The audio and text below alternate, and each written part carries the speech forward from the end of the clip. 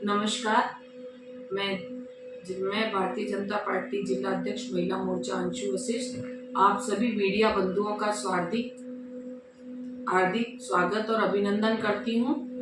आप इतने short notice पर यहाँ सभी पधारे। आज मैंने आप सबको कल दिनांक 2 अक्टूबर को भारतीय जनता पार्टी युवा मोर्चे के पूर्व जिला अध्यक्ष हेमंत पुरोहित ने प्रेस कॉन्फ्रेंस करके पार्टी के पदाधिकारियों व मोर्चों के जिला अध्यक्ष पर अनर्गल टीका टिप्पणी की और आरोप प्रत्यारोप लगाए गए हैं। उसमें महिला मोर्चा जिला अध्यक्ष होने के नाते मेरे ऊपर भी बाहरी होने का आरोप लगाया है। इसका मैं इस संदर्भ में मैं हेमंत पुरोहित को बताना चाहूंगी कि मेरा मूल निवास जन्म स्थान भी शिवगंज है और मूल निवास स्वरूपगंज है हाल फिलहाल। और मैं जब पैदा हुई थी तब शायद हेमंत पुरोहित का भी जन्म सिरोही जिले में नहीं हुआ। मेरे पिता ने भी 40 साल यहीं सिरोही जिले में सेवा कार्य किए हैं। मेरी प्रारंभिक शिक्षा कक्षा 1 से लेकर 12 तक सीनियर सेकेंडरी स्कूल स्वरूपगंज में रही। 91 से 93 मैंने STC डाइट आबू पर्वत से की और 94 से मैंने राजकीय सेवा में अपने अध्यापिका पद पर रहकर कार्य किया। 10 वर्ष तक मैं अपने अध्यापिका पद पर कार्य करती रही। इसी बीच मेरी शादी राजस्थान में ही कोटपुतली में मेरे पिता द्वारा की गई, जहां पर मेरे पति का व्यवसाय था।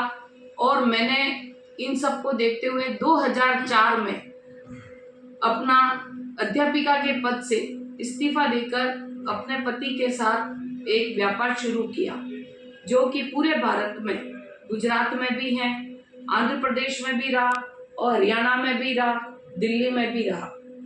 आपने ऐसा कहा हरियाणा में मुझे, क्योंकि वहाँ पर भी एक फैक्ट्री होने की वजह से व्यवसाय में मुझे लेडी एंटरप्रेन्योर अवार्ड भी मिला, जिसका यहाँ पर राजस्थान पत्रिका में मैं गौरवान्वित भी मुझे किया गया कि यहाँ की बेटी ने एक परचम लहराया दूसरे स्टेट में। लेकिन मैंने 2006 में अपनी खुद की एक फर्म यहाँ स्वरूपगंज में अलग कर ली थी और यहीं से मैंने अपना उद्योग माइनिंग में और राइस क्लीनिंग में दोनों में अपना शुरू किया, जो कि आज भी वर्तमान में चालू है।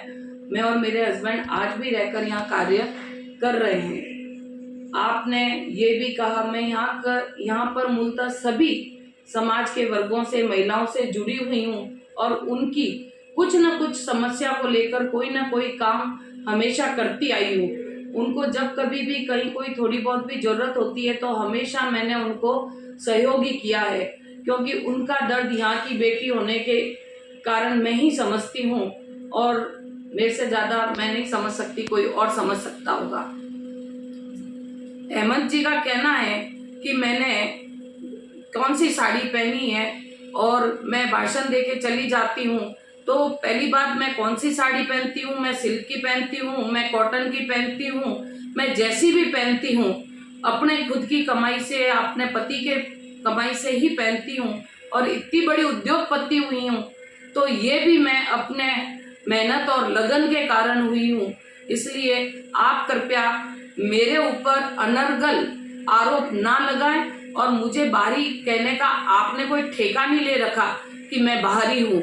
और आपको मुझे ये बताना है, आपने भी कहीं ना कहीं अपने कार्य क्षेत्र को सूरत में मैंने सुना है 10 साल रहकर कार्य किया है, तो आप क्या बाहरी हो गए? और महिला यदि बाहर चली जाए, वहां रहकर काम करे तो हम बाहरी हो गए?